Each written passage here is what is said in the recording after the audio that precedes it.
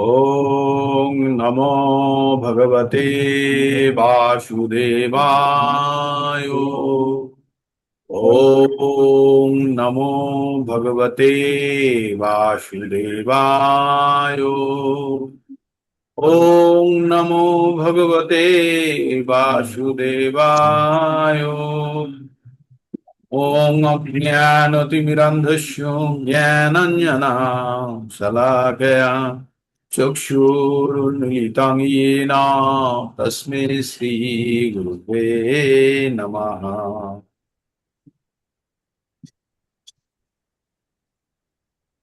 হরে কৃষ্ণ।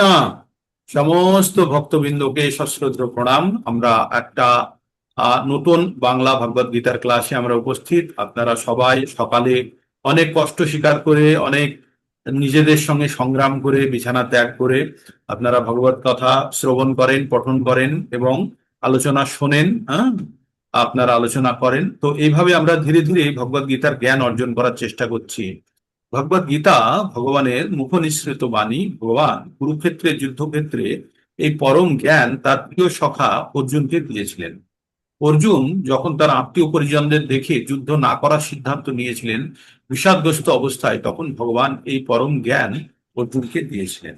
তো আমরা মাঝে মাঝে আমরা রিক্যাপ নিয়ে নেব যে আমরা আগে কতদূর পর্যন্ত পড়েছি, তাহলে আমরা আর ভুলবো না। তো আমরা প্রথমে এই মহাভারতের যুদ্ধের যে শুরু, সেইখান থেকে রাজমহলে কে বসে আছে? ধৃতরাষ্ট্র অন্ধ রাজা বসে আছে, তার পাশে বসে আছে তার সেক্রেটারি সঞ্জয়, তাকে সাহায্য করছে। আর আপনারা সবাই ভাবুন, আমরা যেন ওই বড় মহলের মেঝেতে শতরঞ্চি পাতা আছে, সেখানে আমরা বসে সঞ্জয়ের মুখ থেকে আমরা সবাই মিলে শ্রবণ করছি। হ্যাঁ, যে কি হচ্ছে যুদ্ধের কথা। ঠিক আমরা যেমন রেডিওতে আমরা বা টিভিতে আমরা শুনি সবাই মিলে বসে, আগে কি হচ্ছে না হচ্ছে।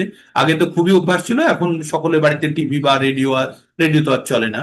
তো এইভাবে আমরা এই ইনফরমেশন গুলো শ্রবণ করার চেষ্টা করছি। ঠিক এবার ধৃতরাষ্ট্রকে ধৃতরাষ্ট্র অর্জুন একে জিজ্ঞেস করলো, সঞ্জয়কে জিজ্ঞেস করলো, আমার পুত্ররা এবং পাণ্ডুর পুত্ররা কুরুক্ষেত্রের যুদ্ধক্ষেত্রে সমাবেত হয়ে কি করলো? কি করলো? অতীতকালের প্রশ্ন ছিল। হ্যাঁ, সমা বললো, শ্রী ধৃতরাষ্ট্র বাচ ধর্মক্ষেত্রে কুরুক্ষেত্রে সমাবেত যুযুৎসবা মাম কা পাণ্ডবস্যৈব কিং কুর্বত সঞ্জয়।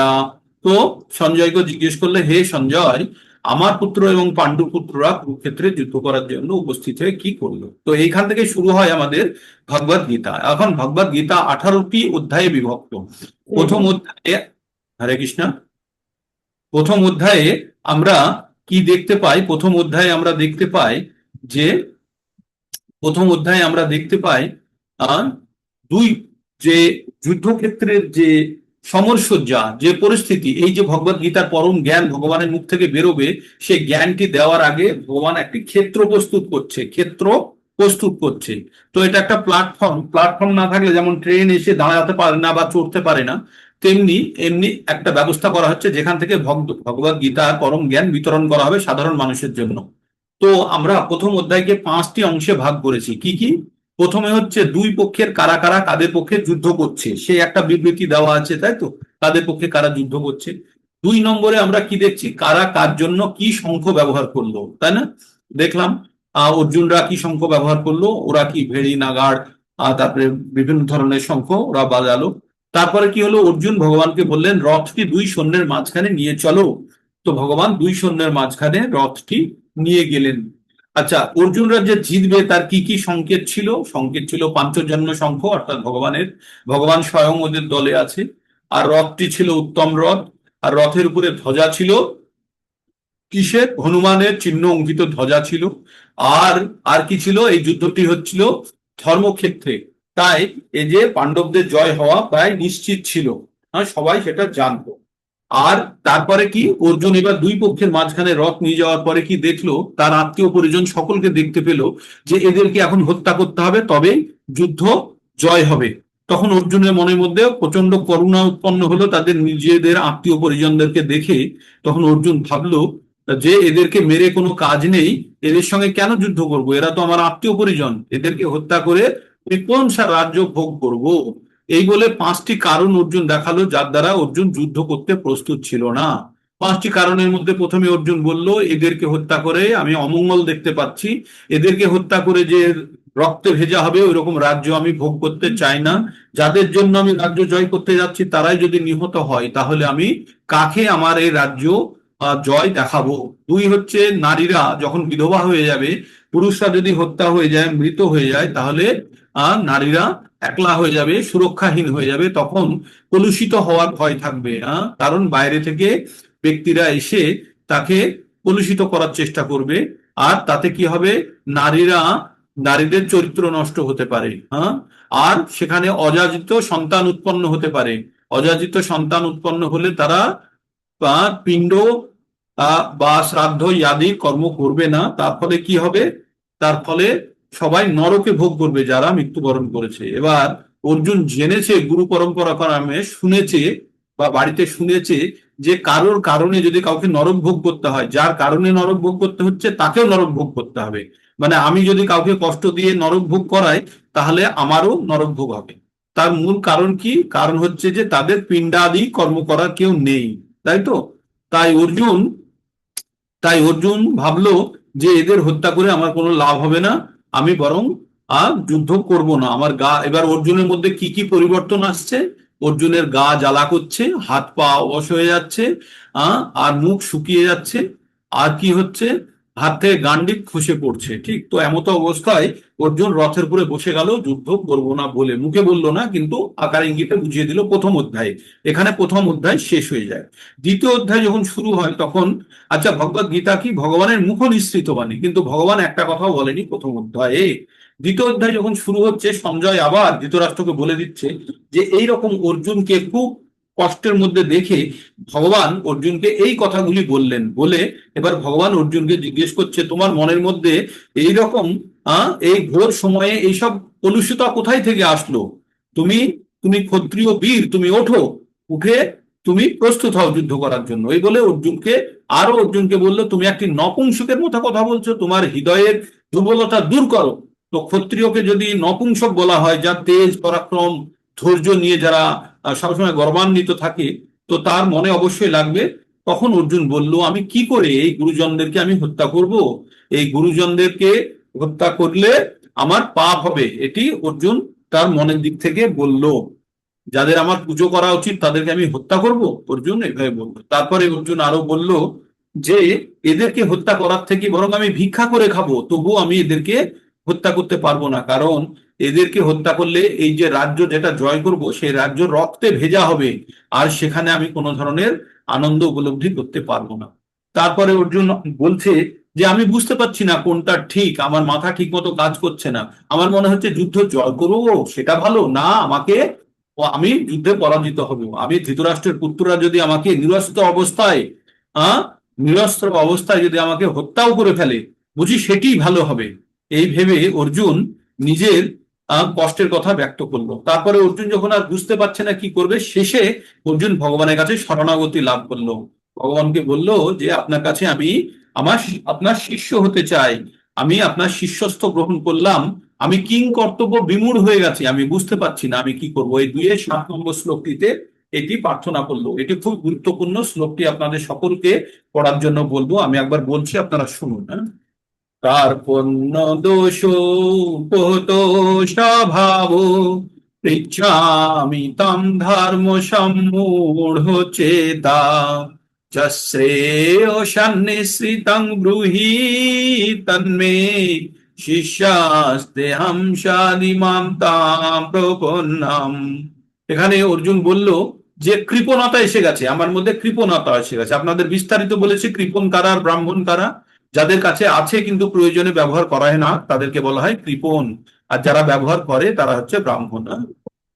তো সে ধন হতে পারে, বুদ্ধি হতে পারে, যে কোনো জিনিস হতে পারে, প্রয়োজনে ব্যবহার না করলেই সে কৃপণ। আবার অতি ব্যয়ের কথাও বলেছিলাম, মিত ব্যয়ের কথাও বলেছিলাম, সেগুলো আপনারা বিস্তারিত আলোচনা করেছিলাম। এবার অর্জুন বলল যে আমার মধ্যে কার্পণ্য দোষ এসে গেছে, আমার মধ্যে কৃপণতা এসে গেছে, তাই আমি বুঝতে পারছি না কোনটা করা ঠিক আর কোনটা করা ভুল। তাই তুমি আমাকে সঠিকভাবে বলো আমি কি করব। আমি তোমার শিষ্যাস্ত্রে গ্রহণ করেছি, আমি তোমার শিষ্য হলাম, তুমি আমাকে বলো আমার আমার জন্য কোনটা শ্রেয়। আপনাদের দুটো কথা বলেছিলাম, শ্রেয় আর প্রেয়। শ্রেয় কথার অর্থ হচ্ছে যেটা আমার জন্য দীর্ঘকালীন ভালো, আর প্রেয় মানে যেটা হচ্ছে তৎকালীন বা তৎক্ষণিক, মানে বর্তমানে আমার প্রেয়। প্রেয় ভালো মানে হচ্ছে এক্ষুনি যেটা ভালো লাগবে, কিন্তু পরের তার ইতিহাস জানি না। তার উদাহরণ দিয়ে বলেছিলাম, একটা বাচ্চা সকাল 9:30টার সময় আহ খেলা করছে, গুলি ডান্ডা খেলছে বা কাঁচের গুলি খেলছে, হ্যাঁ। তখন ওর বাবা বলছে, "এই চল স্কুলে যাবি।" কিন্তু সে ছেলে বলছে কি, আমার খেলেই তো আনন্দ হচ্ছে, তাহলে আমি কেন স্কুলে যাব, এখানেই তো আমি আনন্দ পাচ্ছি। তখন ওর বাবা গিয়ে দুমদুম করে পিঠের পুরো দুটো দিতে এই ছেলে দৌড়ে বাড়িতে আসলো, স্নান টান করে স্কুলে চলে গেল। ছেলের যখন 20-25 বছর বয়স হলো, তখন দেখলো সে বড় পড়াশোনা করেছে, করে চাকরি বাকরি করছে। তখন ভাবছে, বাবা তখন মেরে আমাকে ঠিক করেছে, তখন যদি স্কুলে যদি আমাকে না পাঠাতো, তাহলে আজকে আমি জিয়ালুলের মতো মজদুরি করতাম। মানে ও জিয়ালুলের সঙ্গে খেলছিল, দুই বন্ধু মিলে খেলছিল, তাই তো। ওর জিয়ালুলের বাবা ওকে পাঠায়নি, কিন্তু ওর বাবা ওকে মেরে পাঠিয়েছে। তো এই হচ্ছে যে আমাদের তখন যে খেলে আনন্দ করাটা, ওই যে খেলে আনন্দ পাচ্ছিলাম, সেটাকে বলছে প্রেয়। আর ওই যে বাবা মেরে পাঠালো স্কুলে, তখন তো মনে কষ্ট হলো, ভালো লাগলো না। কিন্তু পরবর্তীতে যখন তার পরবর্তী জীবনটা সিকিউর হয়ে গেল, তখন সে ভাবলো এটা আমার জন্য প্রিয়, তখন সে খুব বাবার প্রশংসা করবো। তো আমরা বর্তমানে আমরা প্রেয়তে মত্ত আছি। কিসে মত্ত আছি? প্রেয়তে। সংসার রূপী জীবনে আনন্দ নেওয়ার জন্য প্রেয়তে মত্ত আছি। কিন্তু আমাদের বাবা এসে, বাবা রূপী জ্ঞান, জ্ঞান আমাদের সামনে উপস্থিত হয়ে যখন গুরু কৃষ্ণ বা সাধুর দ্বারা এই জ্ঞান আমাদের কাছে এসে পৌঁছই, তখন আমরা সংসার রূপী এই যে প্রেয়র মধ্যে ব্যর্থ আছি, এখান থেকে একটু দীর্ঘকালীন ভাবনা চিন্তার দিকে আমরা অগ্রসর হই। এবং আমাদের জন্ম জন্মান্তরের যে কষ্ট, এক জন্ম থেকে আর এক জন্মে যেতে, আর প্রতিবার জন্ম মৃত্যু জরা ব্যাধি, আদি ভৌতিক আদি আত্মিক আর আদি দৈবিক, এই 7 প্রকার সমস্যার মধ্যে দিয়ে যাওয়া, সমস্ত প্রকার সমস্যা থেকে মুক্ত হওয়া যায়। সেই পরম জ্ঞান আমরা ভগবদ গীতা থেকে প্রাপ্ত করতে পারি। তাই আপনারা জানবেন, যারা ভগবদ গীতা ক্লাসে যুক্ত হতে পারেন, তারা কিছুক্ষণ আগে আমরা পড়ছিলাম না 7-এর 3 নম্বর শ্লোকটি, মনুষ্য নাম সহস্রেষু কশ্চিৎ যততি সিদ্ধয়ে যততমাপি সিদ্ধনাম কশ্চিন্মান ব্যক্তি তত্ত্বতঃ। তো আপনারা জানবেন, হাজার হাজার মানুষের মধ্যে থেকে এই বাছাই করা কিছু মানুষ ভগবদ গীতার জ্ঞান গ্রহণ করা বা পঠন করার চেষ্টা করে। আর এইরকম যারা চেষ্টা করে, ভগবানের যারা ভক্তি করার চেষ্টা করে, এই রকম হাজার হাজারের মধ্যে থেকে কেউ কয়েকজন ভগবানকে তত্ত্বগত ভাবে জানতে পারে। আর যারা ভগবানকে তত্ত্বগত ভাবে জানতে পারে, তাদের কি দশা হয়? জন্ম কর্ম চ মে দিব্যম এবং যো বেত্তি তত্ততঃ তত্তাদেহং পুনর্জন্ম নৈতি মামেতি সহার্জুনা।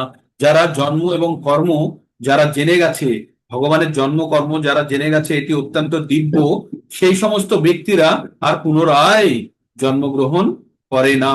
তাই ভগবান বলছে যে ভগবান সম্বন্ধে তত্ত্ব জ্ঞান যদি কেউ একবার পেয়ে যায়, সে এই জন্ম মৃত্যুর চক্র থেকে খুব সুন্দরভাবে মুক্ত হতে পারে। 1 মিনিট, মন্ডন প্রভু একটু হরে কৃষ্ণ মন্ত্র পড়ান্ত।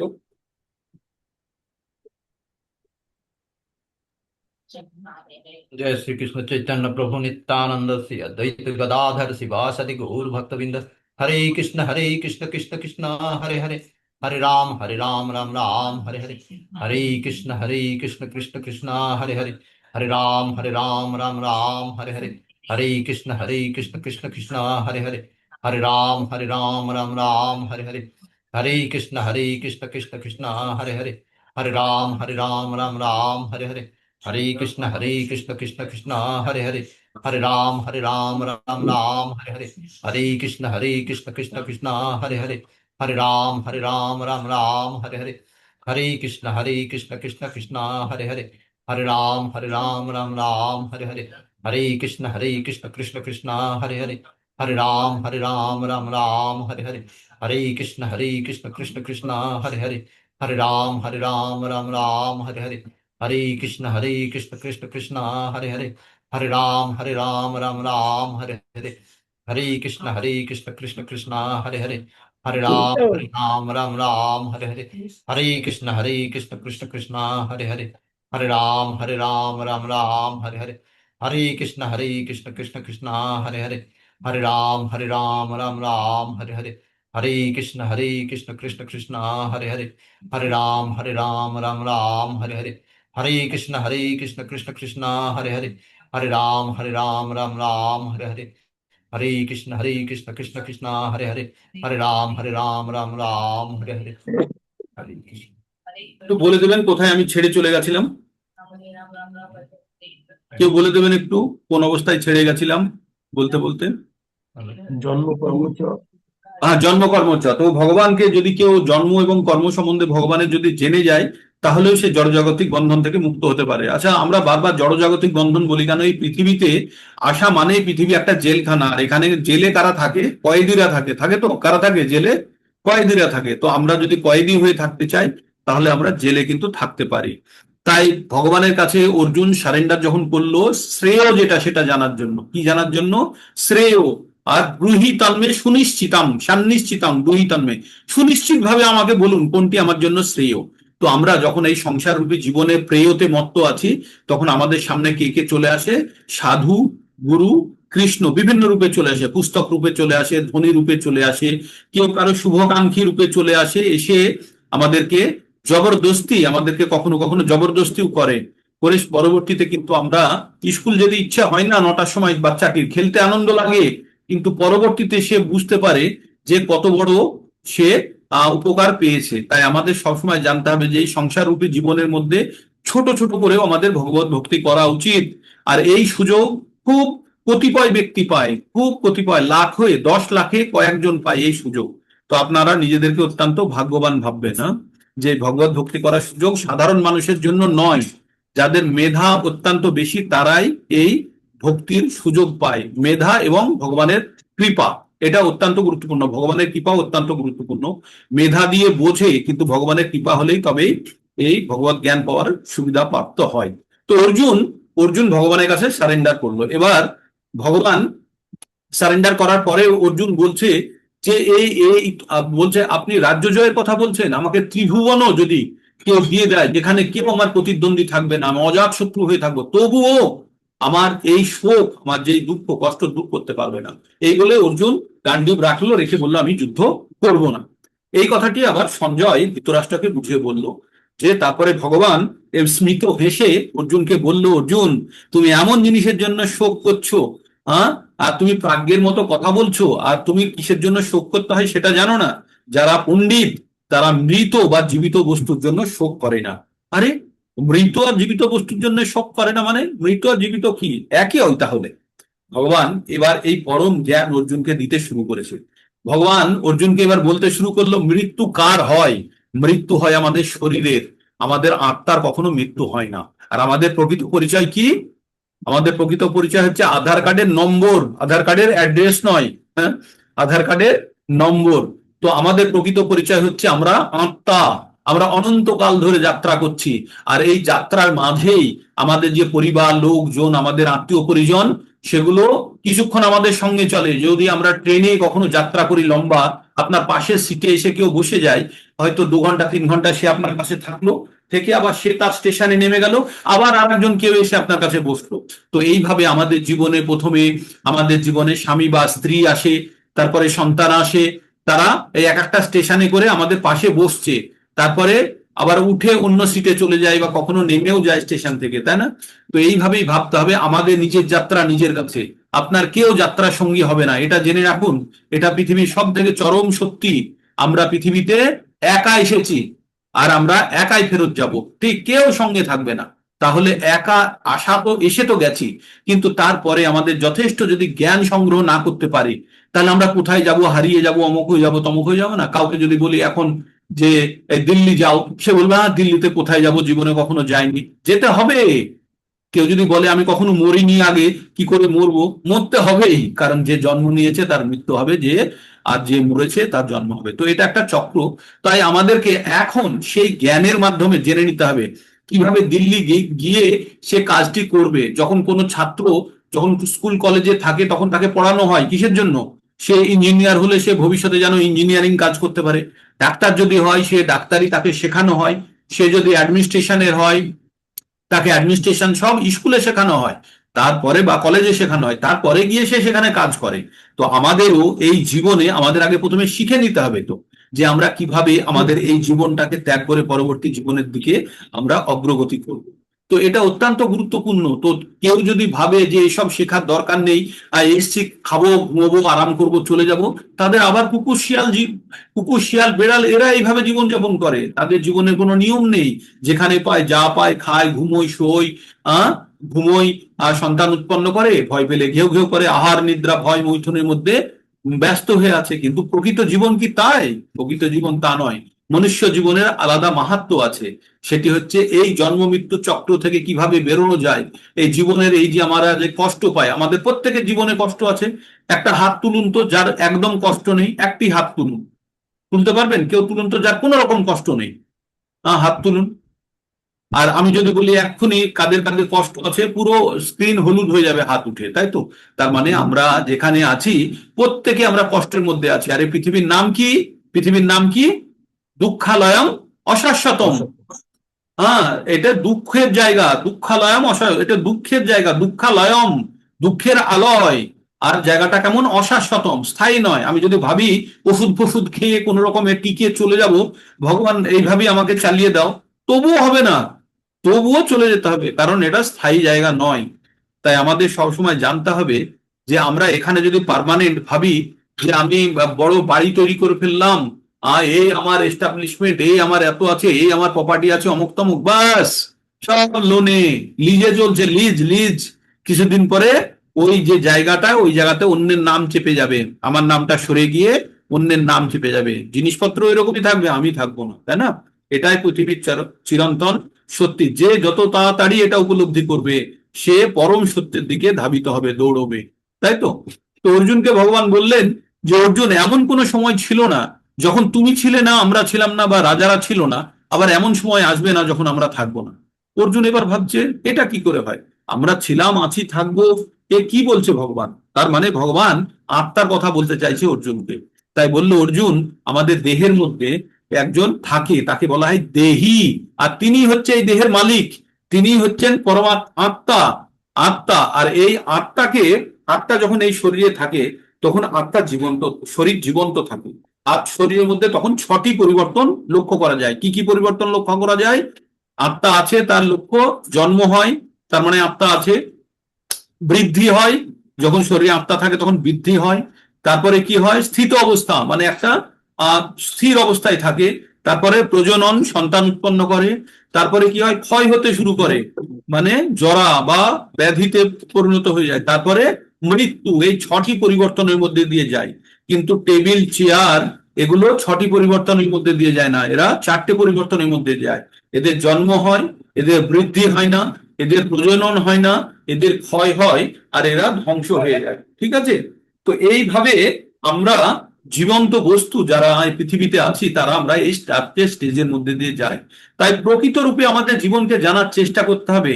আমরা এখনো যদি সংসার জীবনের মধ্যে মোহের মধ্যে থাকি, তাহলে কোনো অবস্থাতেই আমাদের জীবনের পরম উদ্দেশ্য আমরা জানতে পারবো না। তাই আমাদের প্রয়োজন যে আমরা এই প্রকৃত জ্ঞান অর্জন করে আমাদের জীবনের কি, আমরা যেমন স্কুলে পড়াশোনা করেছি, যখন আমরা স্কুলে পড়াশোনা করেছি তখন খেলাধুলা কম বেশি করতাম, কিন্তু খেলাধুলায় আমরা জীবন বানাইনি, যারা স্পোর্টসম্যান ছাড়া, তারা ছাড়া আমরা পড়াটাকে জীবনের লক্ষ্য বানিয়ে যাতে একটা চাকরি বাকরি করতে পারি বা কিছু কাজকর্ম করে খেতে পারি, তাই না? এটা উদ্দেশ্য নিয়ে পড়াশোনা করেছি। তো এখন এখন আমাদের জানতে হবে, এখন কিন্তু স্কুলে গিয়ে খেলাধুলা করা, বন্ধুদের সঙ্গে বেড়ানো, আনন্দ করার জায়গা আছে, সেই জায়গাটাকে একটু কন্ট্রোল করেও আমরা কিন্তু পড়াশোনা করছি। তাই আমরা সংসার জীবনে আনন্দের আমাদের জায়গা আছে, দুঃখের জায়গা আছে, সেগুলো থাকা সত্ত্বেও আমাদের সময় এবং সুযোগ বার করে নিয়ে আমাদের নির্দিষ্ট দিকে ধাবিত হতে হবে, কি আমাদের পরম উদ্দেশ্যের দিকে। আমাদের জীবনের পরম উদ্দেশ্য কি? আমাদের জীবনের পরম উদ্দেশ্য হচ্ছে এই জন্ম মৃত্যুর চক্র থেকে চিরন্তন আমাদেরকে উদ্ধার হওয়া। তো এই জন্ম মৃত্যুর চক্র থেকে বেরোতে গেলে আমাদের কি করতে হবে? আমাদের আমাদের শুধু এই মনুষ্য জীবনেই সম্ভব জন্ম মৃত্যু চক্র থেকে বেরোনো, আর কোনো জীবনে সম্ভব নয়। কুকুর, শিয়াল, গরু, ভেড়া এরা বারবার জন্মগ্রহণ করবে, করতে করতে পরবর্তীতে সবশেষে মনুষ্য রূপে জন্মগ্রহণ করবে। এবার মানুষ হিসাবে বারবার জন্মগ্রহণ করতে করতে করতে করতে একবার একবার কখনো ভগবানের, সাধু কৃষ্ণের কারোর কৃপা হবে, তখন সে ভগবত ভক্তিতে আসবে। আর ভগবত ভক্তিতে এসে সে জীবনের পরম তত্ত্ব এবার জানতে পারবে। এবার যখন জানতে পারবে তখন ভাববে অনেক দেরি হয়ে গেছে বুঝি, আরো আগে জানতে পারলে ভালো হতো। এবার সে সর্বতোভাবে চেষ্টা করবে কিভাবে এই জন্ম মৃত্যু চক্র থেকে বেরোতে হবে।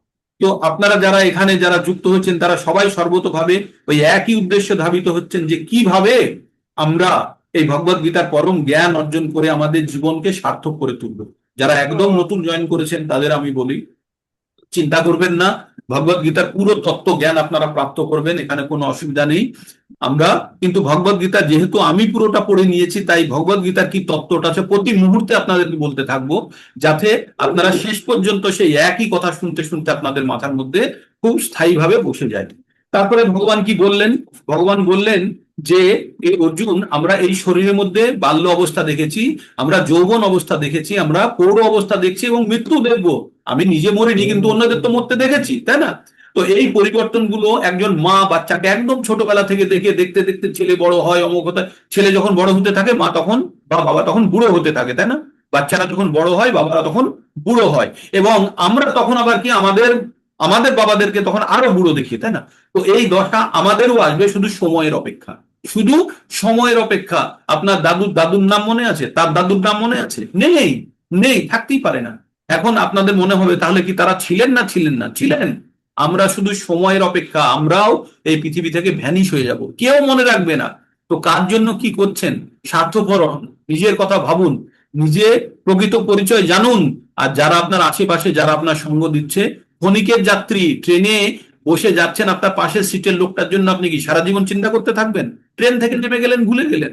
তো সেই রকম একটা উদাহরণ দেওয়া হয়েছে, বর্ষার সময় যখন জল, খরস্রোতা নদীতে যখন জল বয়ে যায়, তখন জলে অনেক খড় কুটো পাতা সব লতা ভেসে ভেসে যায়। তখন দেখবেন যে একসঙ্গে অনেক কিছু মিলে যাচ্ছে, আবার আর একটা ঢেউ আসলো, ওইগুলো আবার আলাদা আলাদা হয়ে গেল। তো আমরা জীবনে চলার পথে আমাদের সংসার রূপী জীবনে স্ত্রী পুত্র সন্তান এরা এই খড়কুটোর মতো, আবার একটা জোরের ঢেউ আসবে, আমরা সবাই আলাদা আলাদা হয়ে যাব। তবে আমাদের প্রকৃত পরিচয় কখনো লুপ্ত হচ্ছে না, আমাদের প্রকৃত পরিচয়কে নিয়ে আমাদেরকে এগোতে হবে। তো তারপরে ভগবান বললেন যে যে অর্জুন, তুমি একটু ধৈর্য রাখো। আমরা পৃথিবীতে যত কিছু অনুভূতি পাই আমাদের ইন্দ্রিয় দ্বারা পাই, তাই এই ইন্দ্রিয়কে নিয়ন্ত্রণ করা অত্যন্ত প্রয়োজন। ইন্দ্রিয়গুলি কি কি? চক্ষু কর্ণ নাসিকা জিহ্বা ত্বক, হাত পা মুখ উপস্থ আর পায়ু, এই 10টি, 5টি কর্মেন্দ্রিয় আর 5টি জ্ঞানেন্দ্রিয়। তো এই 5টি জ্ঞানেন্দ্রিয় দিয়ে আমরা তথ্য পাই, যে চক্ষু কর্ণ নাসিকা জিহ্বা ত্বক থেকে আমরা প্রকৃতি থেকে তথ্য সংগ্রহ করি, আর সেই তথ্যগুলো আমাদের মন গ্রহণ করে, করে বুদ্ধিকে দেয়, বুদ্ধি সেগুলোকে বিশ্লেষণ করে, করে আবার মনকে কাজ করার জন্য বলে, আবার মন তখন কর্মেন্দ্রিয়গুলোকে চালিত করে। তার মানে কর্মেন্দ্রিয় আর জ্ঞানেন্দ্রিয়গুলি 10টি আলাদা আলাদা দুটো গ্রুপে আছে, সেগুলি গিয়ে মনের সঙ্গে যুক্ত, আর মন সেগুলিকে বুদ্ধিকে দেয়, আর বুদ্ধি সেগুলোকে বিশ্লেষণ করে, করে আবার মনকে বলে তুমি এই কাজগুলি করো। তো আমরা যে কোনো কাজ যখন করি, বলো না মন বলছে তাই করলাম, মন কিছু না কিছু তথ্য খুঁজে পেয়েছে, তাই মন ওই কাজটি করার জন্য নিজেকে প্ররোচিত করেছে, তাই তো? তো এইভাবে অর্জুনকে বলল তুমি ধৈর্য রাখো, সবকিছু ঠিক হয়ে যাবে। সুখ দুঃখ গ্রীষ্ম বর্ষা এগুলো আসে আর চলে যায়, এগুলো অনিত্য, এগুলো স্থায়ী নয়, সেজন্য তুমি বেশি বিচলিত হও না। তারপরে ভগবান বললেন, ভগবান কি বললেন যে না শত বিদ্যতে ভাবো, না ভাবো বিদ্যতে শত। বলছে অস্থায়ী বস্তুর স্থায়িত্ব নেই, অস্থায়ী বস্তু সেগুলো অচিরেই খুব তাড়াতাড়ি নষ্ট হয়ে যায়, স্থায়ী বস্তু কখনো নষ্ট হয় না। তো আমাদের এই শরীরটা হচ্ছে অস্থায়ী। যেমন সমুদ্রের ঢেউ ওঠে, তাই তো? ঢেউটা কতক্ষণ থাকে? কিছুক্ষণ থাকে, তারপরে ওই ঢেউটা মিলে গিয়ে আবার নতুন ঢেউ উৎপন্ন হয়, তাই না? তো তেমনি আমাদের জীবনে আমাদের এই শরীরটি হচ্ছে অস্থায়ী, আর আমাদের জীবনটা হচ্ছে স্থায়ী। আপনাদের বলেছিলাম না, কলকাতা থেকে দিল্লি পর্যন্ত একটা দড়ি পাতা আছে, দড়ির গায়ে 1 ফুট 1 ফুট করে আলাদা আলাদা রং করা আছে। তো 1 ফুট রং লাল রং করা আছে মনে করুন, সেটি কুকুরের জীবন। সবুজ রং করা আছে গরুর জীবন। তারপরে নীল সুন্দর রং করা আছে, সেটি মনুষ্য জীবন। আবার মনুষ্য জীবন থেকে ওইখান থেকে আবার একটা গেট লাগানো আছে, চাইলে আপনি দড়ি ছেড়ে চলে যেতে পারেন। কিন্তু আপনি যদি দড়ি ছেড়ে না যান, তাহলে পরবর্তী রঙের আবার আপনার দড়িতেই আপনাকে আবার চলতে থাকতে হবে, তাই না? তো এইভাবে এই দড়ির মতো আমাদের আত্মা অনন্তকাল ধরে যাত্রা করছে, কিন্তু এই যাত্রা পরিসমাপ্তি হবে যখন আমরা প্রকৃত আলোয় পৌঁছবো। আমরা ভগবান বলেছে প্রত্যেকটা জীব আমার অংশ, আর এই জড়জগতে তারা নিজেদের ইন্দ্রিয় ভোগ করার জন্য সকাল থেকে সন্ধ্যাবেলা পর্যন্ত পাগলের মতো পরিশ্রম করছে। ভগবান কি বলেছে? বলছে মামে অংশ জীবা লোকে জীবা ভূতান সনাতন মনোষষ্ঠানি ইন্দ্রিয়ানি প্রকৃতি স্থানী কর্ষতি। বলছে প্রত্যেকটা জীব এই জড়জগতে যারা কষ্ট পাচ্ছে তারা প্রত্যেকে আমার অংশ, আর তারা শুধু ইন্দ্রিয় ভোগ করার জন্য, খাবো, ঘুমোবো, আমরা সন্তান উৎপন্ন করব, এই সব, যেগুলো কুকুরে করে সেই সব আনন্দ ভোগ করার জন্য পুরো জীবনটা নষ্ট করছে, সকাল থেকে সন্ধ্যাবেলা পর্যন্ত পরিশ্রম করছে। বলছে তাই অর্জুন, তুমি বুদ্ধিমান হও আর এই রকম চক্র থেকে বেরোনোর জন্য উৎসাহিত হও। তো তারপরে ভগবান 17 নম্বরে কি বললো, যে এই আত্মা অতি সূক্ষ্ম আর এই শরীরের মধ্যে ব্যক্ত হয়ে আছে। কিভাবে আছে? পুরো শরীরে, যেমন একটা ঘরের মধ্যে কোণাতে একটা আলো জ্বালিয়ে দিলে পুরো ঘর যেমন আলোকিত হয়ে যায়, তেমনি আত্মার সাইজ কত জানেন? আত্মা হচ্ছে আমাদের চুলের ডগা। চুল নিয়ে চুলের ডগা কেটে নিলেন, তাকে 100 ভাগ করলেন। প্রথমে 100 ভাগ করে তার একটা ভাগ নিলেন, নিয়ে তাকে আবার 100 ভাগ করলেন, করে যেরকম হলো, যে সাইজের হলো, সেটি হচ্ছে আত্মার সাইজ। তার মানে আত্মা হচ্ছে চুলের ডগার 10,000 ভাগের 1 ভাগের সমান। তার মানে খালি চোখে দেখা যাবে না, ওজন করতে গেলে ওজন পাওয়া যাবে না। তার মানে ওই আত্মা যখন আমাদের শরীরের মধ্যে বর্তমান থাকে, তখন আমাদের শরীরটা জীবিত থাকে। তার মানে একজন মৃত ব্যক্তির মধ্যে আর একজন জীবিত ব্যক্তির মধ্যে কি পার্থক্য? বাস শুধু ওর মধ্যে সবকিছু আছে, শুধু আত্মাটা নেই। শুধু আত্মাটা নেই, আত্মাটা বেরিয়ে গেছে শরীর থেকে, সেটি আর প্রবেশ করছে না। এটাই হচ্ছে পার্থক্য।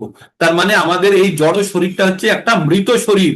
এই মৃত শরীরের মধ্যে যতক্ষণ আত্মা আছে ততক্ষণ জীবিত, আর আত্মাটা বেরিয়ে গেলে এই শরীরটি সবসময়তেই মৃত। ঠিক। তো তাই ভগবান বললেন যে আত্মাকে মাপা যাবে না, এটা এটাকে মাপা যায় না, আর এটা সমস্ত শরীরে ব্যক্ত হয়ে আছে। কিভাবে আছে? ব্যক্ত মানে ছড়িয়ে আছে।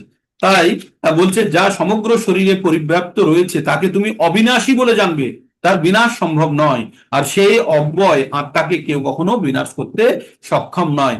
অবিনাশী তু তদ্বিদ্ধি येन সর্বমিদং ততম বিনাশয়ম বিনাশয়ম অব্যয়স্য না কশ্চিৎ কর্তুম অর্হতি। কি বললো? অবিনাশী তু তদ্বিদ্ধি येन সর্বমিদং ততম বিনাশম অব্যয়স্য না কশ্চিৎ কর্তুম অর্হতি। বললে যা সমগ্র দেহে ব্যক্ত পরিব্যাপ্ত হয়ে আছে তাকে তুমি অবিনাশী বলে জানবে। তার মানে আত্মা অবিনাশী বলতে শুরু করেছে, এই অব্যয় আত্মাকে কেউ কখনো নষ্ট করতে পারে না। আচ্ছা, আপনাদেরকে কোনো জিনিস যদি নষ্ট করতে দিই, আমি বলি যে এটাকে নষ্ট করে ফেলে দাও, তাহলে আমরা কিভাবে? ছিঁড়ে ফেলি, তাই না? ভাবি ছিঁড়ে ফেলি, বা এটাকে পুড়িয়ে দিই, তাই তো? তো পুড়িয়ে দিই, ছিঁড়ে ফেলি, বা কুচি কুচি করে কেটে ফেলি, তাই তো? বা জলে ঢেলে দিই, বা আমরা হাওয়াতে উড়িয়ে দিতে যাই, তাই না? এইভাবেই কোনো জিনিসকে একদম মুক্ত করে দিতে পারি, একবার ছিঁড়ে ফেলতে পারি, কেটে ফেলতে পারি, কুচি কুচি করে জলে ফেলে দিতে পারি। তো এইগুলো হচ্ছে আমাদের কোনো জিনিসকে ডিস্ট্রয় করে দেওয়ার পদ্ধতি, তাই না? সব শেষে আমরা কি বলি? আগুনে পুড়িয়ে দেওয়া। কিন্তু আত্মার সম্বন্ধে আমরা জানবো, আত্মার মধ্যে এই অবস্থা দ্বারা আত্মাকে নষ্ট করা যায় না, সেটা আমরা পড়বো। এবার 18 নম্বর শ্লোকে আমরা কি পড়বো? অন্তবন্ত ইমে দেহা অন্তবন্ত ইমে দেহা নিত্য শোক্তা শরীরণঃ অনাশিনো অপরমস্য অপ্রেয়মেশ অপ্রেয়মস্য তস্মাৎ যুদ্ধস্য ভারত। অন্তবন্ত ইমে দেহা নিত্য শোক্তা শরীরিণঃ অনাশিনঃ অপ্রমেয়স্য তস্মাৎ যুদ্ধস্য ভারত। তো ভগবান বললেন, হে অর্জুন, এই আত্মা অবিনাশী, অপরিমেয়, এটাকে মাপা যায় না, ও শাশ্বত, এটা কখনো নষ্ট হয় না। আত্মার এই জড় দেহ কি? আত্মার কার দেহ? এই শরীরটা কার? আপনার। আপনি কে? আত্মা। তার মানে এই শরীরটা বাহন, বস্ত্র, শরীর বাহন বলতে পারেন, বস্ত্র বলতে পারেন। এটি কার দেহ? কার? এটা আত্মার। তাহলে আত্মার কি আছে? একটা শরীর আছে, না শরীরের একটি আত্মা আছে? কি বলবেন? বলবেন আত্মার একটা শরীর আছে, তাই না? আত্মার একটা শরীর আছে। তাহলে এই আত্মার এই শরীরটা অবিনাশী নয়, এটি নষ্ট হয়ে যেতে পারে, কিন্তু আত্মা নিজে অবিনাশী। তাই বলছে অবিনাশী, অপরিমেয়, শাশ্বত আত্মার এই জড় দেহ অবশ্যই বিনাশশীল। এই শরীরটি অবশ্যই নষ্ট হয়ে যাবে, কারণ এই পৃথিবীতে কেউ নেই যার শরীর নষ্ট হয়নি। প্রত্যেকে, সে বড়, যত বড়ই ডাক্তার হোক, আর যত বড়ই সে বিজনেসম্যান হোক, যতই টাকা থাকুক, প্রত্যেককে এই শরীর ত্যাগ করতে হয়। প্রত্যেককে, কেউ রক্ষে নেই। 100% ডেথ রেট, মানে যে জন্মিয়েছে তার মৃত্যু হবেই। একটু পরে পড়বো আবার সেটা। অতএব ভারত, হে ভারত, ভারত শ্রেষ্ঠ, তুমি যুদ্ধ করো। তারপরে অর্জুনকে ভগবান কি বললেন? জয়েনং ব্যক্তি হন্তারং যশ্চৈনং মন্নতে হুতাম উভয়ে নাতো বিজানাতো নায়ং হন্তি না হন্যতে। ভগবান বললেন জৈনং ব্যক্তি হন্তারং যশ্চৈনং মন্যতে হতম উভয় তো না বিজানত নায়ং হন্তি না হন্যতে। বললেন এই জীবাত্মাকে কখনো হত্যা করে সম্ভব নয়। যিনি জীবাত্মাকে হত্যা বলে মনে করেন বা যিনি নিহত বলে ভাবেন উভয়েই অজ্ঞানী, তাদের জ্ঞান নেই। যারা ভাবে যে কাউকে হত্যা করলে তার আত্মার হত্যা হয়ে গেল, সে অজ্ঞানী, সে জানে না, কারণ আত্মার হত্যা হয় না। এই জড় শরীরটা নষ্ট হতে পারে কিন্তু আত্মা কখনোই নষ্ট হতে পারে না। সেটি আবার আর একটা বস্ত্র পরিবর্তন করে সে বিচরণ করবে যদি তার যাত্রা সম্পন্ন না হয়। আপনি মনে করুন বাড়ি থেকে আপনি দিল্লি যাচ্ছেন, যেতে আসানসোলে নেমে পড়লেন, তাহলে কি আপনার যাত্রা শেষ হয়ে গেল? না, আবার ট্রেন ধরে আপনাকে যেতে হবে। তো তেমনই ট্রেন ধরে যেতে পারেন, বাসে যেতে পারেন, বা আবার নিয়ারেস্ট এয়ারপোর্টে এসে সেখান থেকে যেতে পারেন। এই যে বিভিন্ন ভাবে যাত্রা করছি, এটি আমাদের এই শরীরটি আমাদের এই যাত্রার বাহন হিসাবে জানবেন। এই শরীরটি আমাদের যাত্রার বাহন। তাই বারবার আমরা বাহন চেঞ্জ করছি আমাদের গন্তব্যস্থলে পৌঁছানোর জন্য। তাই এই বাহন যদি আমরা ত্যাগ করে দিই তাহলে কি আমাদের যাত্রা বন্ধ হয়ে যাবে? না, অন্য বাহনে যাত্রা করব। তাই জানতে হবে যে এই যে দেহকে হত্যা করলেও যে হত্যা করছে সেও যদি ভাবে যে আমি তাকে হত্যা করলাম, সেও বোকা। যাকে হত্যা করতে যাচ্ছে সে যদি ভাবে আমাকে হত্যা করছে, আমার মৃত্যু হয়ে যাবে, সেও বোকা। কারণ শরীরের মৃত্যু হয়, আত্মার মৃত্যু হয় না। এবার খুব সুন্দর একটি শ্লোক আমরা পড়বো, 20 নম্বর শ্লোকটি, খুব সুন্দর শ্লোক। না জায়তে ম্রিয়তে বা কদাচিন নায়ং ভূতা ভবিতা বা না ভূয়ো অজো নিত্য শাশ্বতয়ং পুরানো না হন্যতে হন্যমানে শরীরে। এই 4 লাইনের শ্লোকগুলোর এই লয়টি আপনাদেরকেও একটু ধীরে ধীরে মুখস্থ করার চেষ্টা করতে হবে। কি? না জায়তে ম্রিয়তে বা কদাচিন নায়ং ভূতা ভবিতা বা না ভূয়ো অজো নিত্য শাশ্বতয়ং পুরানো না হন্যতে হন্যমানে শরীরে।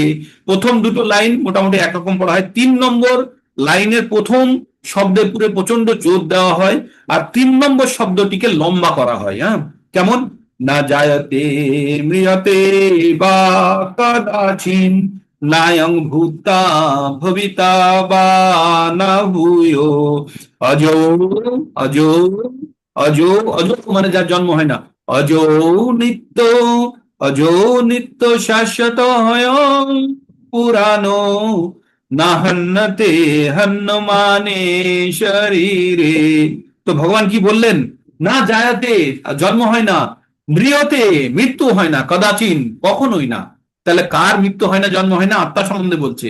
না এর জন্ম হয় না মৃত্যু হয়। নায়ং ভুক্তা ভবিতা না ভূয়ো, না অতীতে হয়েছে, না বর্তমানে হয়, না ভবিষ্যতে হবে। তাই বলছে আত্মার জন্ম হয় না, জন্ম হয় না, না অতীত হয়েছে, না বর্তমানে হবে, না ভবিষ্যতে হবে। তাহলে আপনারা যদি বলেন যে একটা বাচ্চা সন্তান জন্মগ্রহণ করলো, তাহলে আত্মার কি জন্ম হলো না? না, আত্মার জন্ম হলো না, আত্মার জন্ম হলো না, সেখানে একটা শরীরের জন্ম হলো। আত্মাটি ওই শরীরের মধ্যে প্রবেশ করেছে। মাতৃগর্ভে যখন সন্তান ছোট থেকে বড় হয় তখন আত্মা ওই গর্ভে প্রবেশ করে পিতার দ্বারা বীজ রূপে, ঠিক আছে? আর সেটি ধীরে ধীরে ধীরে ধীরে একটি সন্তানের রূপ নেয় এবং পরবর্তীতে প্রসব করা হয়, সে বড় হয়, হয়ে তার মধ্যেই থাকে, সেই শরীরের মধ্যেই আত্মাটি থাকে। কিন্তু যখন সে শরীরটি ছেড়ে চলে যায় আত্মার কোনো পরিবর্তন হয় না, আত্মা আর একটা শরীর ধরে নেয়, কিচ্ছু যায় আসে না আত্মার। একটা জামা আপনার ছিঁড়ে গেছে, আপনি ফেলে দিয়ে কি জামাটা সারা জীবন ওই ছেঁড়া জামায় পরে থাকবেন? না, ফেলে দিয়ে নতুন আর একটা জামা পরবেন, তাই না? তো তাই বলছে যে আত্মার কখনো জন্ম হয় না বা মৃত্যু হয় না, আত্মা কখনো উৎপত্তিও হয় না, আত্মা আর হবেও না, অতীতেও হয়নি, বর্তমানেও হচ্ছে না, ভবিষ্যতেও হবে না। আত্মা জন্মরহিত, আত্মা শাশ্বত, আত্মা নিত্য, মানে চিরকাল থাকবে। আত্মা পুরাতন, পুরাতন মানে আমরা যার জন্ম তারিখ জানি না তাকে পুরাতন বলি। আর হলেও এবার যেহেতু আমরা কোনো জিনিস যখন পুরনো হয়ে যায় মানে কি বলি, যে দেখতে রং উঠে গেছে বা এর ফেড হয়ে গেছে বা ভেঙে গেছে, ক্ষয়ে গেছে, আত্মার সেরকম ক্ষয় নেই, তাই চিরনবীন। কোনো জিনিস যদি আপনি ব্যবহার না করে প্যাকেটের মধ্যে থেকে যদি বার করেন তাহলে সবসময় নতুন মনে হবে তো। তো তেমনি আত্মা কোনো সময়ের অধীনে থাকে না, সময়ের ব্যক্তিতে থাকে না। তাই আত্মা সব সময়, যেহেতু তার সৃষ্টি কবে জানি না, সেজন্য পুরাতন, আর যেহেতু তার কোনো ক্ষয় হয়নি, যেমন ছিল তেমনই আছে, তাই চির নবীন। তাহলে আর শরীর নষ্ট হলেও আত্মা কখনো বিনষ্ট হয় না। খুব বড় শ্লোক, এটি খুব সুন্দর। এই শ্লোকটি আপনারা বারবার পড়বেন। কি বললেও, আত্মার কখনো জন্ম হয় না বা মৃত্যু হয় না, আত্মা কদাচিৎ উৎপত্তি হয়নি, হচ্ছে না, আর হবেও না। আত্মা জন্মরহিত, আত্মা শাশ্বত, নিত্য, পুরাতন হলেও চির নবীন। শরীর নষ্ট হলেও আত্মা কখনোই বিনষ্ট হয় না। তাই অর্জুন, এই শরীরের জন্য তুমি শোক করো না। এই শরীর ক্ষণিকের, কিছুক্ষণ পরেই আবার এই শরীর ত্যাগ করে আবার নতুন শরীর ধারণ করবে। তো তাই এখন যুদ্ধের প্রয়োজনে তুমি যুদ্ধ করো, তাতে যদি তাদের হত্যা করারও প্রয়োজন হয় তাহলে তুমি হত্যা করো। বেদ বিনাশিনাং নিত্যং যো এনম এনম অজম অব্যয়ং, বেদ বিনাশিনাং নিত্যং যো এনম অজম অব্যয়ম, কথাং স পুরুষ পার্থ কং ঘাতয়তি হন্তিকাম। বেদা বিনাশিনাং নিত্যং যো এনম অজম অব্যয়ম, কথাং স পুরুষ পার্থ কং ঘাতয়তি হন্তিকাম। বলছে হার পার্থ, যে আত্মাকে অবিনাশী বলে জানে, যে জানে আত্মা নষ্ট হয় না, আত্মা নষ্ট হয় না, শাশ্বত, জন্মরহিত, অক্ষয় বলে যে জানে, সে কিভাবে কাউকে হত্যা করতে পারে? অর্জুনের মনের মধ্যে কি সংশয় হয়েছিল? এদেরকে হত্যা করে আমার পাপ হবে, তাই বলেছিল তো। তাই ভগবান হত্যা করার ঘটনাটাকে যুক্তিপূর্ণ বোঝানোর চেষ্টা করছে। তাই বলছে, সে কে কাউকে কিভাবে হত্যা করতে পারে? কারণ আত্মা তো হত্যা হবে না, নিহত হবে না, আত্মা তো কখনো নষ্ট হয় না। তাই বলছে সে কিভাবে হত্যা করতে পারে? তাই তার ভাবনা চিন্তার কারণ অনর্থক। এইবার কালজয়ী শ্লোকটা আজকে পড়ে শেষ করব। কালজয়ী শ্লোকটি কি? কালজয়ী শ্লোকটি হচ্ছে, আপনারা সবাই মুখস্থ করবেন। আর এই শ্লোকটি আপনারা মুখস্থ করে ফেলেছেন, যারা 32 প্রজেক্ট করেছেন, যারা 920 প্রজেক্ট করেছেন, যারা 730 করছেন, তারা সকলেই এই শ্লোকটি মুখস্থ করতে পেরেছেন। সবার সঙ্গে বলুন, মিউট অবস্থাতে আমার সঙ্গে গাইবেন, মিউট করে গান, নাহলে নয়েজ হয়ে যাবে। হ্যাঁ, বাসাংসি জিন্নানি যথা বিহায়, নবানি গৃহ্ণাতি নরো পরাণি, তথা শরীরাণি বিহায় জিন্নানি, অন্নানি সংয়াতি নবানি দেহি। আবার আবার পড়ুন, বসাংসি জিন্নানি যথা বিহায়, নবানি গৃহ্ণাতি নরো পরাণি, তথা শরীরাণি বিহায় জিন্নানি, অন্নানি সংয়াতি নবানি দেহি। খুব সুন্দর শ্লোক, একদম মনকে ছুঁয়ে চলে যায় এই শ্লোক। আপনারা যখন এটাকে উপলব্ধি স্তরে নিয়ে যাবেন, তখন আপনার শরীরে কাঁটা দেবে, রীতিমতো কাঁটা দেবে। যদি না দেয় তাহলে জানবেন উপলব্ধি স্তরে এখনো যেতে পারেননি।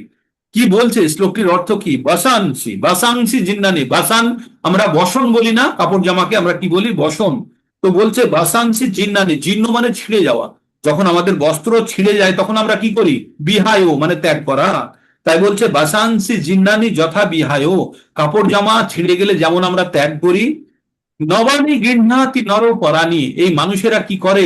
একটি নতুন বস্ত্র ধারণ করে। তাহলে এটা খুব গুরুত্বপূর্ণ কথাটি, নূতন, কোন পুরনো বস্ত্র ধারণ করে না। আপনার জামা কাপড় ছিঁড়ে গেলে আপনি একটি নতুন বস্ত্র ধারণ করবেন। তাই আমরা যখন এই শরীর রূপী দেহটাকে আমরা ত্যাগ করি, ত্যাগ করে একটি নতুন শরীর ধারণ করি। আমরা এমন নাকি একটা পুরনো শরীর নিয়ে আমরা একটা কুকুর, বিড়াল, শিয়াল, একটা মানুষের পুরনো শরীর আমরা ধারণ করি না। আমরা মাতৃগর্ভ থেকে উৎপন্ন হয়ে একটি নূতন শরীর ধারণ করি। তাই বলছে তথা শরীর আনি, সেই রূপ। আগে কিসের উদাহরণ দিয়ে বললো? জামা কাপড় ছিঁড়ে গেলে যেমন আমরা ত্যাগ করি, তেমন কে করে? আমি করি। তেমন আমি যখন আমার এই শরীরটা যখন জীর্ণ শীর্ণ হয়ে যায়, ব্যবহারযোগ্য হয়ে যায়, আমি কে? আমি আত্মা, আমি ত্যাগ করি। আমি আগে অনেকবার ত্যাগ করে এসেছি এরকম। আপনারা কি জীবনে একটাই কাপড় পরে আছেন এখনো পর্যন্ত, যা বয়স হয়েছে? বারবার জামা কাপড় চেঞ্জ করেন তো? করেন তো? পাল্টিয়ে ফেলেছেন তো? তেমনই আমরা আমরা আত্মা চলতে চলতে অনেকবার জন্মগ্রহণ করেছি। গাছপালা, কুকুর, শিয়াল, ভেড়া, গরু, পাখি, পশু, ফল মূল, কত কি হয়ে আমরা জন্মগ্রহণ করেছি। এখন শেষে আমরা মানুষ হয়ে এসে পৌঁছেছি। তাই আমরা এই পরম জ্ঞান পাওয়ার সুযোগটা পেয়েছি। সেই জন্য আমাদেরকে জানতে হবে যে আমরা আত্মা, আমাদের পরিচয় হচ্ছে আমরা আত্মা। আর এই শরীরটি হচ্ছে ক্ষণস্থায়ী, এই শরীরের কোনো দাম নেই, কিছুদিন পরে এটাকে ত্যাগ করে আমরা আবার একটা নতুন শরীর ধারণ করব। তাই কেউ মরে গেলে আমরা যখন দুঃখ পাই তখন আমাদের ভাবতে হবে এটা একটা নিরন্তর প্রসেস। তাই অন্যের মৃত্যু দেখে কষ্ট পেয়ে লাভ নেই, তখন ভাবতে হবে আমারও সেই একই দশা হবে, আমি কোথায় যাব, আমার কি প্রস্তুতি, তাই না? তাই আমাদেরকে প্রস্তুত হতে হবে। মৃত্যুবরণ করার আগেই যদি আমরা আমাদের প্রস্তুতি পর্ব না করতে পারি, তাহলে কিন্তু আমরা ওই অজানা যাত্রার দিকে আমরা কিন্তু আবার হারিয়ে যাব। কিভাবে কি করব, আমরা পাগলের মতো এদিক ওদিকে ঘুরতে থাকবো। তাই এই ট্রেনে থেকে নেমে অন্য ট্রেন ধরার আগে আমাদের ওই ট্রেনের রিজার্ভেশন করে নিতে হবে, যে পরবর্তী ট্রেনে যেন আমরা টিকিট নিতে পারি। সেজন্য একটু কষ্ট করতে হবে, আপনাকে গিয়ে লাইনে দাঁড়াতে হবে, টিকিট কিনতে হবে, তাই না? তো সেই প্ল্যানিংটা আমাদের দরকার। সেই জ্ঞান আমরা পরম জ্ঞান ভগবদ গীতা থেকে পাবো। তাই ভগবান কি বলছে, মানুষ যেমন জীর্ণ বস্ত্র পরিত্যাগ করে নতুন বস্ত্র পরিধান করে, দেহি মানে হচ্ছে আত্মা, আত্মা দেহের মালিককে বলা হয় দেহি। যেমন গৃহের মালিককে বলা হয় গৃহী, তেমন দেহের মালিককে বলা হয় দেহি। তেমনি দেহি এই জীর্ণ দেহ পরিত্যাগ করে নতুন শরীর ধারণ করে। আমাদের জামা কাপড় ছিঁড়ে গেলে কোথায় চলে যায়? আমরা টেলার শপে চলে যাই, বা মা, দিদিমা, কাকা, জেঠু, ভাই, বোন যে পারে একটু সেলাই করে দেয়। সেলাই করে দেওয়া মানে আমাদের শরীর খারাপ হলে প্যারাসিটামল খেয়ে জ্বর কমানো মতো। কিন্তু যখন দেখি যে আমাদের নিজেরা সেলাই করে হচ্ছে না, তখন আমরা কি করে টেলারের দোকানে চলে যাই, না গিয়ে ওখান থেকে রিপেয়ার করে আনি। তো আমাদের জীবনের টেলারের দোকান কোনটা? হসপিটাল, যেখানে শরীরটাকে রিপেয়ার করানোর জন্য টেলারকে, ওখানে ডাক্তার, ডাক্তার আমাদের শরীরটাকে রিপেয়ার করে দেওয়ার চেষ্টা করে। তারপরে রিপেয়ার করতে গিয়ে দেখছে এত পচে গেছে কাপড়, যেখানে সেলাই করতে যাচ্ছে ফেটে যাচ্ছে। তখন কি বলে, এই বেশি দিন চলবে না, বাড়িতে নিয়ে যান, কিছু ভালো মন্দ খাইয়ে দিন, দিয়ে আর একটা নতুন কাপড় কিনে নেবেন। তাই তো? নতুন কাপড় মানে এই ব্যক্তিকে যাওয়ার জন্য রাস্তা বানিয়ে দিন, আর একটা নতুন জীবন সে অটোমেটিক্যালি প্রকৃতির নিয়মে পেয়ে যাবে। তো এই হচ্ছে আমাদের জীবনের পরম পরম পরিণতি। এই সত্য যে যত তাড়াতাড়ি জানবে, সে জীবনের প্রকৃত উদ্দেশ্যের জন্য ধাবিত হবে। এই হচ্ছে ভগবত গীতার পরম জ্ঞান। এই জ্ঞান আমরা কোথা থেকে পাই? আমরা ভগবত গীতা থেকে পাই। তাই আপনাদেরকে আমি অনেক অনেক সাধুবাদ, ধন্যবাদ জানাই যে আপনারা সকালে কষ্ট করে এই ভগবত গীতার পরম জ্ঞান অর্জনের জন্য আপনারা সচেষ্ট আছেন। তো এই ছিল আজকের প্রোগ্রাম। হরে কৃষ্ণ কৃষ্ণ কৃষ্ণ হরে হরে, হরে রাম রাম রাম হরে হরে। আপনাদের ক্যামেরা অন করুন, যারা যারা ক্যামেরা অন করতে পারবেন, আপনাদের অ্যাটেন্ডেন্স হয়ে যাক। আর এইভাবে আমরা প্রতিদিন ভগবানের পরম জ্ঞান গ্রহণ করে আমাদের জীবনের জন্মগ্রহণ করা, মনুষ্য রূপে জন্মগ্রহণ করার আমাদের যে সুযোগ পেয়েছি, সেটিকে আমাদেরকে সার্থক করে তুলতে হবে, তাই তো? তাই আর ক্যামেরা অন হবে না। এক সময় দেখলাম 54, আচ্ছা 54 জন হিট করছে, গুড নাম্বার। আরো চাই, আমার কাছে 100টি জায়গা আছে, সিট আছে, 4টে রুম আছে, 2টো রুম ভর্তি হয়ে পরের রুমে জায়গা সবাই দখল করতে শুরু করেছে।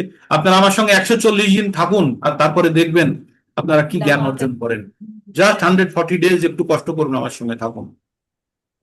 সেকেন্ড শট হয়ে গেল, আর থার্ড শট।